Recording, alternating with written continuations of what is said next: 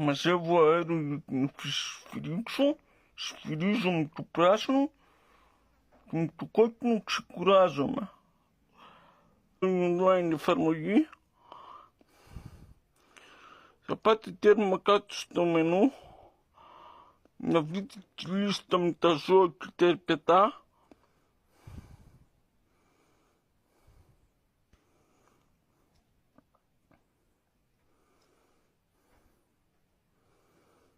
Ορίστε η λίστα, έχει γάτες, σκυλιά και διάφορα άλλα.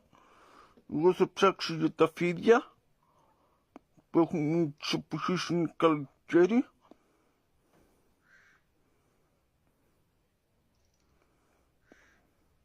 Έχει μια μεγάλη λίστα που μπορεί να τρομάξει η φυσική σφυρίχτρα με το στόμα. Ορίστε τα φίδια. Πάμε snake. Το επιλέγουμε. Φεύγουμε μετά από τη λίστα και ψάχνουμε test snake. Για να κάνει αυτοβελτίωση πετάμε test snake. Τρίτο τελευταίο κουμπί, θα ακούσετε ένα μπιπ. Μετά για να δείτε με τι ρυθμό θα σφυρίζεις, να το ακούσετε δηλαδή, όχι να δείτε, θα πάτε τέρμα πάνω στη λίστα και θα κάνετε start με snake και την άλλη λέει Viper.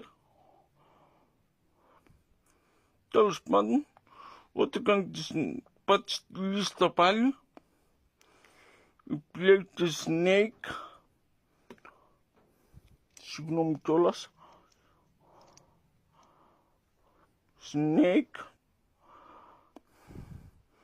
κανονικό, δεν το συνιστώ για μπορεί κάποιος να κλωστεί, θα πρέπει να άνετο χωρίς κούραση. Γιατί αν κάποιος πάει βόλτα από το αερόδρομο, θα ήθελε να σου φτάσει για πολλή ώρα. Θα κάνετε κλικ στο κουμπί Start αυτοβελτίωσης σφυρίγματος ανάλυσης. Μετά θα πάτε τέρμα πάνω. Αν θέλετε να εντοπίσετε να δείτε κοντά αν υπάρχει κάποιο φίδι, θα πάτε Start Live Detection. Αν κάποιος χάσει το σήμα από το κινητό του που μπάρχω κινητής τηλεφωνίας, έχει και offline. Τα απενεργοποιώ προς το παρόν, stop,